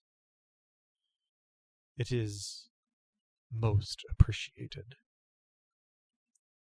While none of you are currently using the sight, there is nonetheless a sort of very brief but very blinding flash. I will flip on the sight as he starts talking just to see how this do. It blows away your smoke from your void skull for a moment. It's a good thing you don't have eyes. Yeah. And it's basically just a sort of forming of a conduit, but it is a very flashy one, so to speak. The conduit is quite wide. Toheel sort of cocks his head and says, "Interesting. I expected to have less aspect to..." Start that over. "I expected to have less access to my domain, but that doesn't seem to be the case." He inclines his head toward Feywa and says, "I trust that your yoke will be light, milady." With a sort of acid deference, and she inclines her head and says, "I have ever been against the enslavement of mortals for the purposes of the divine." And lets it hang there. Dusk looks a little chagrined that he wasn't chosen and says, "So, I guess we should plan our next steps, right?"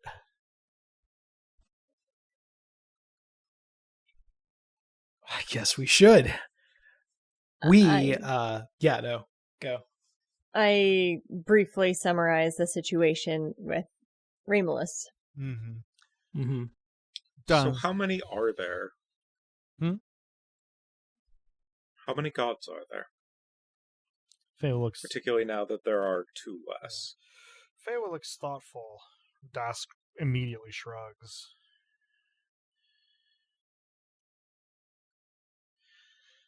Feywa says, "Well, there are at least 7. but it's hard to say for certain.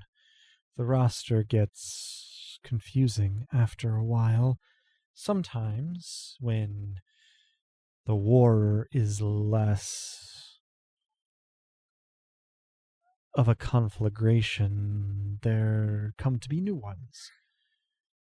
For instance, and she looks over at Dosk, were we to leave well enough alone for long enough, a new god would arise to take over parts of Palaran's portfolio that you did not cannibalize. He sort of nods a little bit thoughtfully and says, right, I was wondering I didn't get everything. Huh. And so Feywa looks back at Ramnet and says, so, assume more than 7, but fewer than the hundreds there used to be.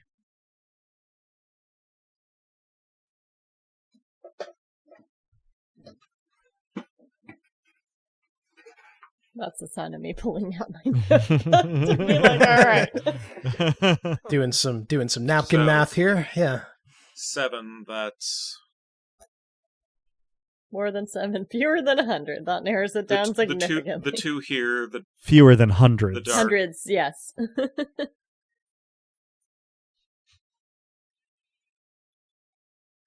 two here, the dark, the depths, the sun, or whatever one might say. Mhm.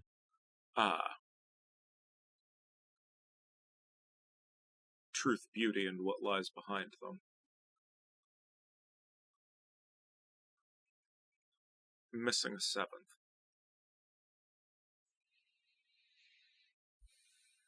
You included Palarin and Feywa? I mean, the 2 present is Dusk and Feywa. Oh, yeah.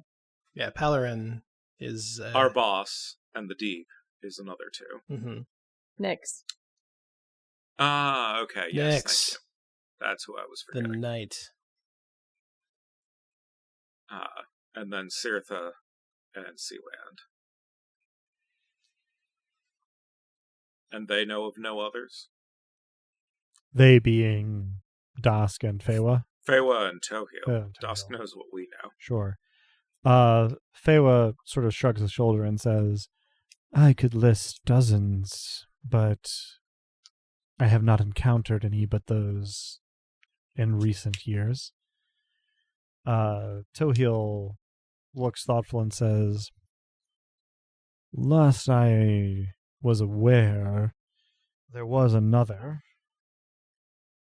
Theifer, far to the north, still lived some years ago. It's possible that he's been taken off the board, but we've had, in my time as a nobilis, interactions with him. And what was he the god of?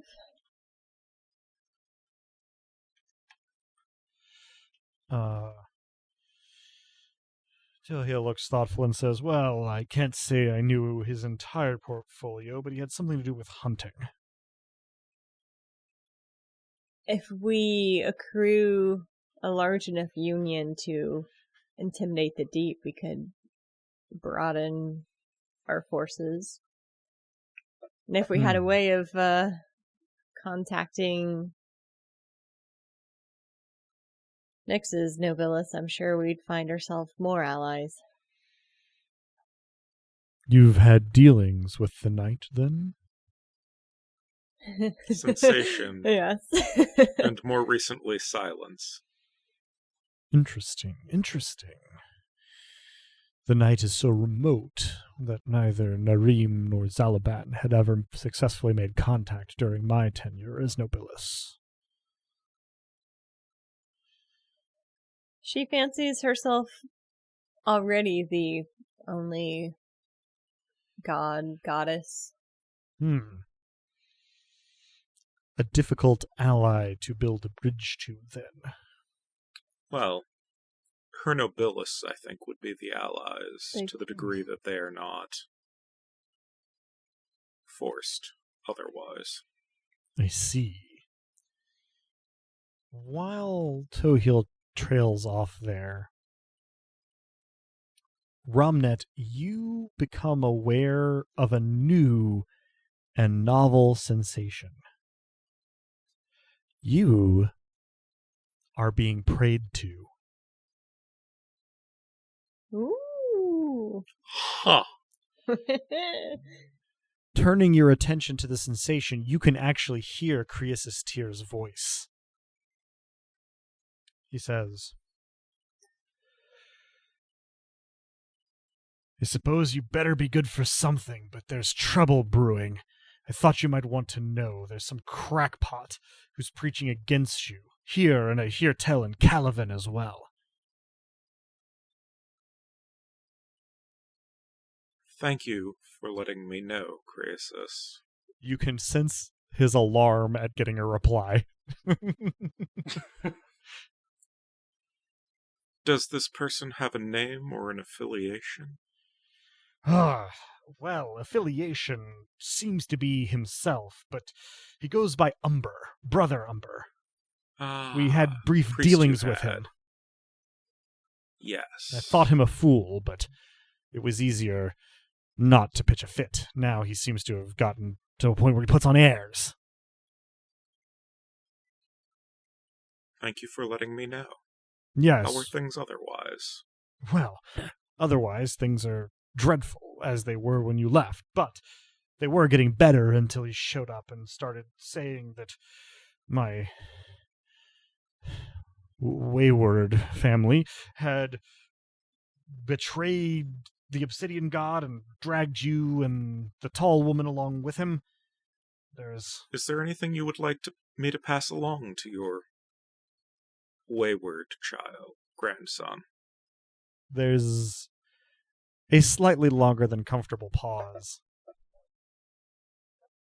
before he comes back, softer, less vitriolic, and says,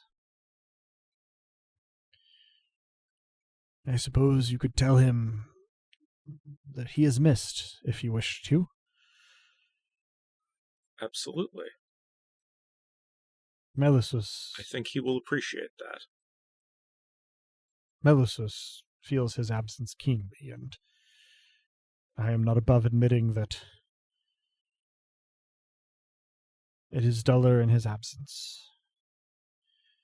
Much as we had our differences, the manor is poorer without him. But now that he's moved up in the world, and he sort of regains his vigor a little bit, I suppose you could tell him that there's some sort of apostate raising the rabble against him and you. And it seemed like the sort of thing you'd want to know. Yes, I do appreciate this. Well, in that case, I hope you keep it in mind next time you try to drop in on me, but Indeed. I'll try my best Be well. to blunt the loudmouth's influence in the meantime. But the sooner you see Thank to you. it, the better. And Yes. well, be well yourself. I guess I don't know how to. Bye. he is alone by the time he says bye, Sure, but sure. I am laughing. How do I end the Zoom call? Well, and there's no tradition of like amen or anything. So Mhm. Huh. It may amuse you to know, Dusk, that your grandfather prayed to me. Amused is, I guess, one of the things. He also stated that the manor is poorer in your absence, and that Uncle Melly misses you quite dearly. That's as surprising as it is welcome, I guess. Also, apparently, there are, I suspect, former associates of mine, preaching against us, the two of us specifically, in Ferret and Calavan. Oh. Well, that's not great. I mean, it's an opportunity to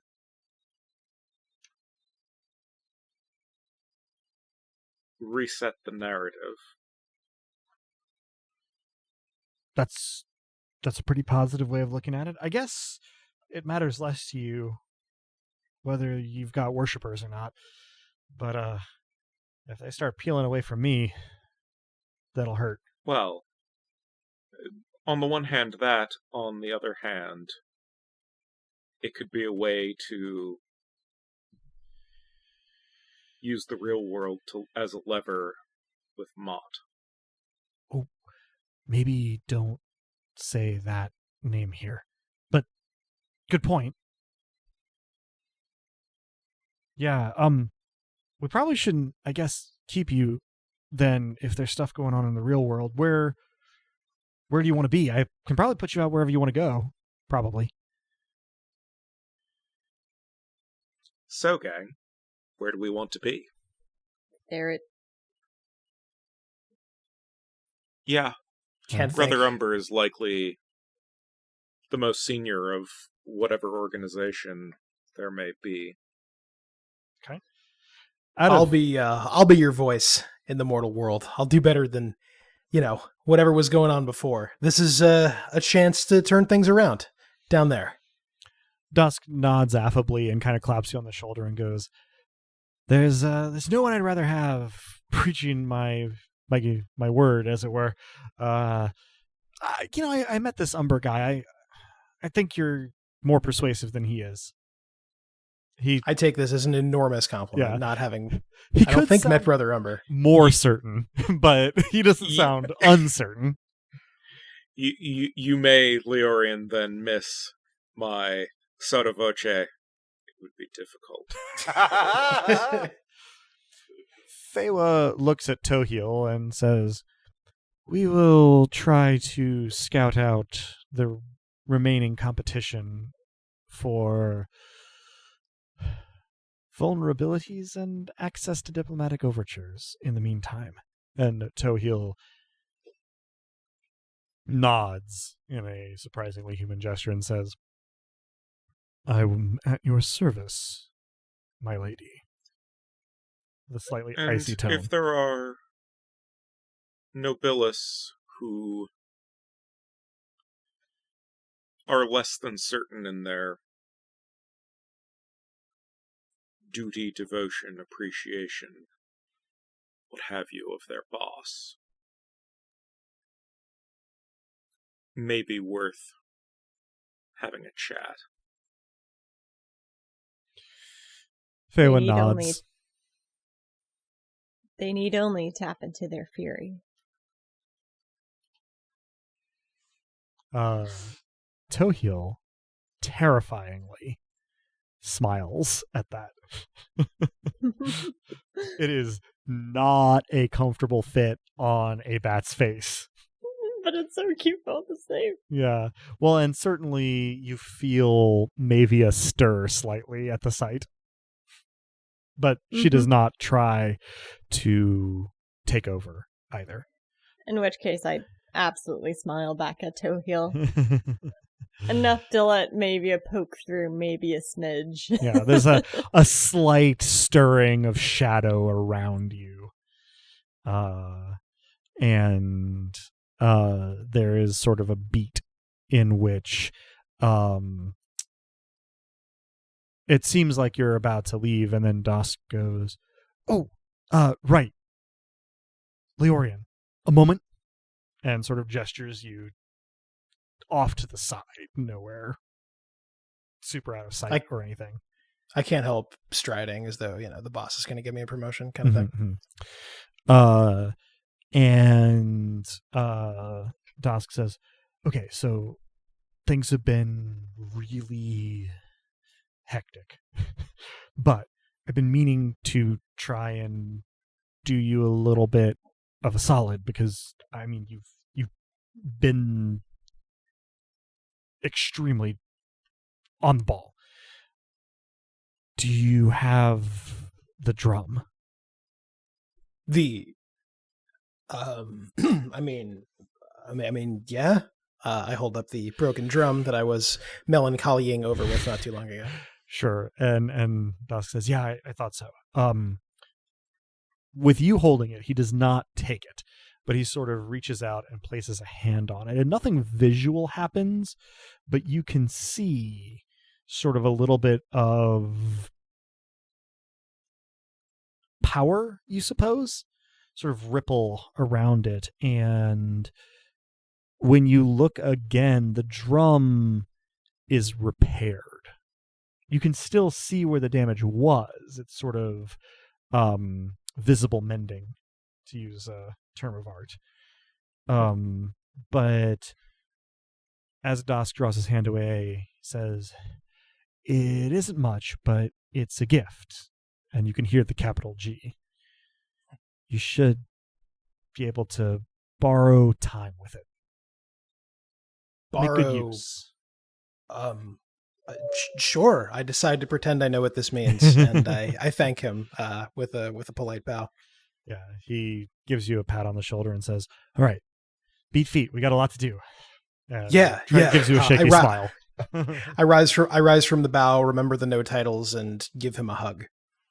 He returns it seemingly very gratefully, and then sort of shoos you and the other two together and says, all right, let's see how close I can get you. Ferret, here we go. And sort of clasps his hands and closes his eyes and then does nothing for a moment, and then everything is gone for a moment or two. Things bleed back in around the periphery over the course of a couple of seconds, but in such an uneven, stilted flow that it's quite disorienting. And you find yourselves in a common room. It is not peak hours. And Alyssa, you are probably the first one to notice the figures at the table that you are facing. At first, your attention is taken by the figure on the left. A young girl, but as a drowned corpse. She looks up blankly for a moment, and then your attention is drawn by the figure on the right. A slightly younger girl, silent in every way, who looks at you, smiles, and waves pleasantly. You have been dropped off in a common room in Therit that is occupied by Philia and Imbi, among mortals, who are sitting at a table together, drawing. And that's where we'll end our session. So. You've been waiting on that one a while. Mm-hmm. A minute. That concludes the session of Dice Punks, though. Thank you to my players.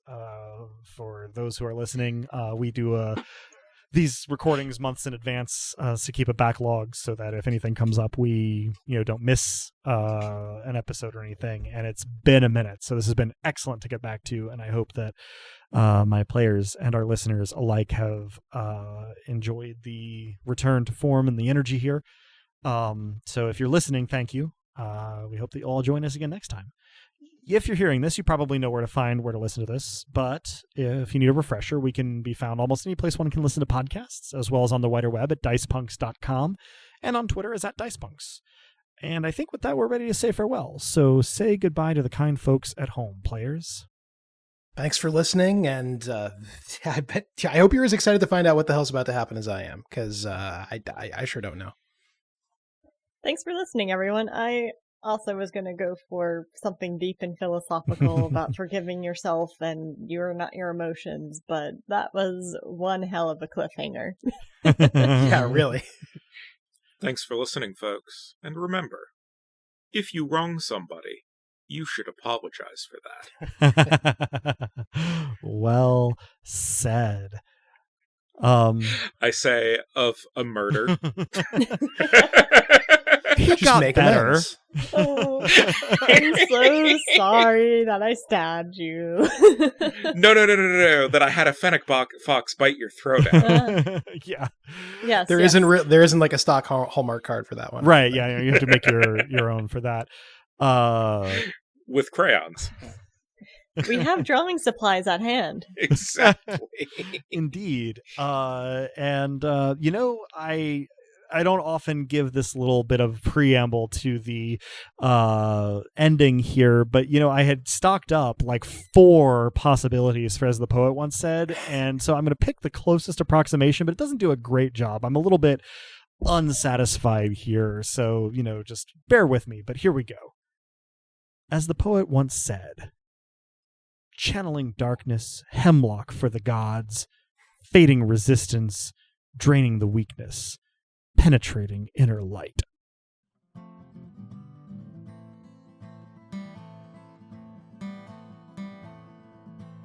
Thank you, dear listeners, for tuning in, and stick around through the admin stuff for an alternate toast from Leorian.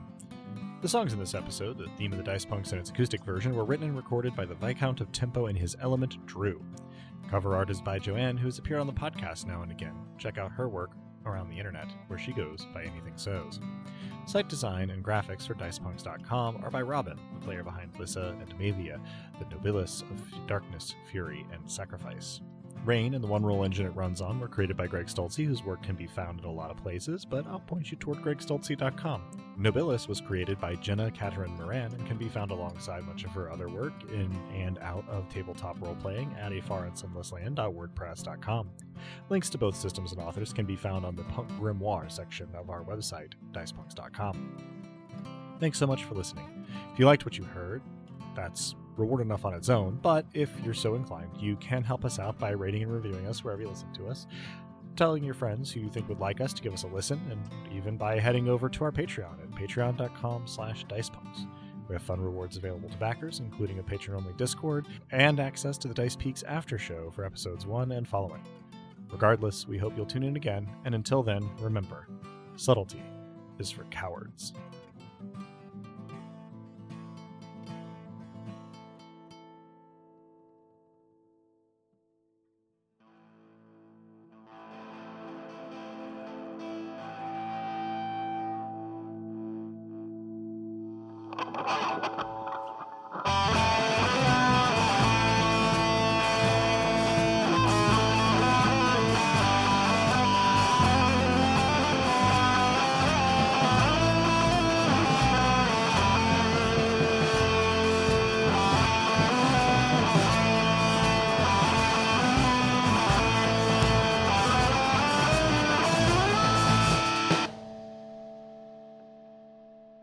I've been thinking about that toast, and it wasn't as good as it could have been, so I've been thinking about a better toast.